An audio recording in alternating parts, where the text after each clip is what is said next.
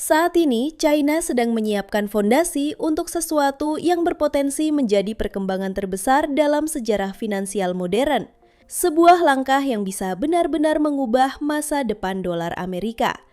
Beijing punya rencana baru untuk menempatkan dirinya sebagai pusat baru sistem keuangan global menggunakan strategi yang sangat mirip dengan apa yang pernah dilakukan Amerika Serikat hampir 50 tahun lalu. Kalau rencana ini berhasil, dampaknya tidak hanya akan mempercepat proses de-dolarisasi, tetapi juga bisa mencabut salah satu alasan terkuat mengapa orang dan negara masih memilih menyimpan dolar. Jadi, bagaimana cara kerjanya? Mari kita telusuri. Kebangkitan Amerika sebagai kekuatan finansial dunia sebenarnya dimulai di Arab Saudi beberapa dekade lalu. Saat itu Washington membuat kesepakatan sederhana. Amerika menjamin keamanan kerajaan Saudi dan sebagai gantinya, Saudi sepakat menjual minyaknya hanya menggunakan dolar Amerika. Kesepakatan inilah yang kemudian melahirkan sistem petrodolar yang membuat permintaan dolar melambung tinggi. Karena semua negara butuh energi untuk bertahan hidup dan selama hampir 1 abad, sumber energi paling besar adalah minyak. Artinya, selama negara butuh energi, maka membutuhkan dolar untuk transaksi. Namun situasi itu kini mulai berubah. Dunia perlahan bergerak meninggalkan minyak dan beralih ke energi terbarukan. Dan di bidang ini, satu negara muncul sebagai pemimpin tanpa tandingan, China. Langkah Beijing terlihat sangat strategis. Mereka ingin memanfaatkan dominasinya dalam energi terbarukan untuk menggantikan minyak dengan listrik sebagai dasar perdagangan global. Dengan kata lain, yuan atau RMB akan ditopang oleh listrik. Inilah ide yang jika berhasil bisa menciptakan revolusi finansial baru. Bayangkan, sistem perdagangan global yang tidak lagi berputar di sekitar minyak dan dolar, melainkan di sekitar listrik dan yuan. Dampaknya akan membalik aturan main perdagangan dunia, memberi Cina keunggulan struktural yang selama ini hanya dinikmati Amerika sejak tahun 1970-an. Alasannya sederhana, minyak itu terbatas, harganya fluktuatif, dan makin lama makin ditinggalkan. Sebaliknya, listrik adalah energi paling universal di dunia modern.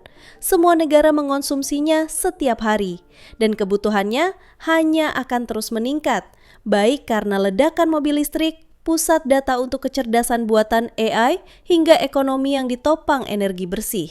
Konsep yuan berbasis listrik akan bekerja mirip dengan sistem petrodolar. Hanya saja gantinya minyak adalah listrik.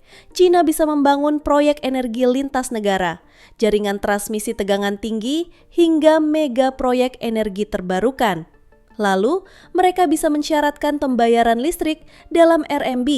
Kalau itu terjadi, negara-negara yang membeli listrik dari Cina mau tidak mau harus menyimpan cadangan RMB. Lama-kelamaan, hal ini akan memperluas penggunaan RMB secara global, sekaligus membuat pasar listrik lebih stabil dengan kontrak jangka panjang dan harga yang lebih terprediksi. Namun, untuk mewujudkan semua ini, ada 2 syarat utama. Pertama, Cina harus bisa menyediakan energi dalam jumlah masif untuk memenuhi permintaan dunia. Kedua, Amerika harus kehilangan atau menyia-nyiakan keunggulannya sebagai penguasa energi selama hampir 6 dekade. Dan menariknya, kedua kondisi ini memang sedang terjadi, bahkan sebagian sudah nyata di depan mata. Drill, baby, drill. China sudah lama memahami bahwa energi adalah fondasi abad ke-21. Sebaliknya, Amerika tampak kesulitan mengejar. Amerika terjebak dalam rasa percaya diri berlebihan, terlalu lama mengandalkan statusnya sebagai istimewa sehingga gagal membuat persiapan untuk tantangan energi masa depan. Di dalam negeri, kebutuhan listrik Amerika melonjak tajam. Salah satu pendorong utamanya adalah perlombaan AI. Pusat data raksasa yang menopang teknologi AI memakan energi dalam jumlah luar biasa. Awal tahun ini, pemerintahan Trump mengumumkan proyek Stargate senilai $500 miliar bersama OpenAI. Namun proyek ini langsung menghadapi masalah besar. kapasitas jaringan listrik Amerika tidak cukup untuk menopang permintaan energi. Faktanya, pasokan listrik baru di Amerika hampir stagnan sejak 2005. Bandingkan dengan China yang setiap tahun menambah kapasitas energi dalam skala besar. Padahal sejak 2005, teknologi sudah berkembang pesat, tetapi output listrik Amerika nyaris tidak bertambah. Politisi Amerika sering bicara tentang pentingnya bersaing dengan China di bidang AI. Tetapi bagaimana mungkin bersaing kalau jaringan listriknya saja tidak mampu menyalakan pusat data untuk melatih model AI? Sebuah artikel viral dari majalah Fortune bahkan menceritakan bagaimana pakar AI China terkejut melihat rapuhnya infrastruktur listrik Amerika. Mereka sampai menyimpulkan perlombaan ini mungkin sudah berakhir sebelum benar-benar dimulai. Salah satu masalah utama adalah model pendanaan. Di Amerika, proyek infrastruktur besar bergantung pada investor swasta yang ingin balik modal dalam 3-5 tahun. Padahal proyek energi butuh 10 tahun atau lebih untuk dibangun dan menghasilkan keuntungan. Di China, sebaliknya, negara berani menanam modal lebih awal di sektor strategis. Tidak semua proyek akan sukses, tetapi kapasitas sudah siap saat dibutuhkan. Sistem politik dan ekonomi Amerika tanpa dukungan pendanaan publik jangka panjang memang tidak dirancang untuk membangun jaringan listrik masa depan. Masalah listrik di Amerika bukan hanya soal AI. Infrastruktur mereka juga tidak siap menghadapi ledakan kendaraan listrik. Pada 2024, penjualan mobil listrik global tembus 17 juta unit, naik lebih dari 25% dibanding tahun sebelumnya. Diprediksi pada 2035, hampir separuh penjualan mobil dunia adalah mobil listrik. Namun, infrastruktur Amerika masih berputar di sekitar bensin. Stasiun pengisian kurang, jaringan listrik tidak siap menanggung lonjakan permintaan. Semua ini adalah konsekuensi dari ketergantungan panjang pada minyak murah. Slogan "Drill Baby Drill" masih dipakai, dengan miliaran dolar digelontorkan untuk gas alam yang makin mahal dan kotor. Padahal China sudah melihat perubahan ini jauh lebih awal, lalu berinvestasi besar-besaran di energi terbarukan. Contohnya, tahun ini saja China sudah menyalakan reaktor thorium pertama di dunia. Sebuah terobosan besar di bidang nuklir membuat energi nuklir lebih aman dan efisien. Selain itu, China juga tengah membangun bendungan Yarlung Sangpo di Tibet. Jika selesai, bendungan ini diperkirakan akan menjadi pembangkit listrik terbesar dalam sejarah, dengan kapasitas sekitar 300 miliar kilowatt per tahun. Sebagai gambaran, konsumsi listrik seluruh Indonesia pada tahun 2024 berada di kisaran 398 miliar kilowatt hawa. Artinya, hanya dari satu bendungan saja, China mampu menghasilkan energi listrik setara hampir 80% dari total kebutuhan listrik Indonesia. China tidak hanya membangun untuk kebutuhan domestik, mereka juga mengekspor keahliannya ke luar negeri, menggunakan proyek infrastruktur sebagai alat pembangunan sekaligus cara mendorong internasionalisasi RMB. Ambil contoh Laos. Negara kecil ini baru saja menekan proyek energi bersih senilai 1,45 miliar dolar dengan perusahaan Cina.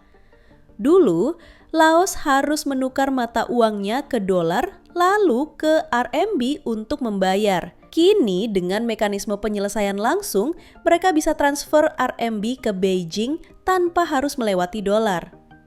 Hal serupa terjadi di Brasil, di mana State Grid China membangun jalur transmisi sepanjang 2.000 km dari Amazon ke pantai timur.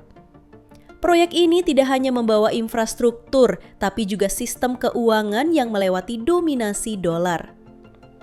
Di Afrika Barat, Ghana menerima proyek bendungan besar dari Cina yang kini menyuplai sepertiga listrik nasional. Selain membangun, tim Cina juga melatih lebih dari 800 teknisi lokal, menciptakan pusat pelatihan hidro pertama di kawasan itu.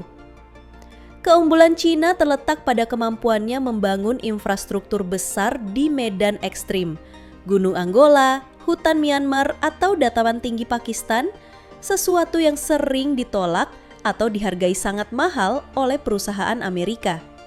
Strategi ini perlahan-lahan meruntuhkan dua pilar utama dominasi dolar, minyak dan obligasi pemerintah Amerika Serikat. Dengan menghasilkan energi terbarukan lebih murah daripada minyak dan menjadikan listrik sebagai penopang RMB, China sedang mengikis fondasi hegemoni dolar.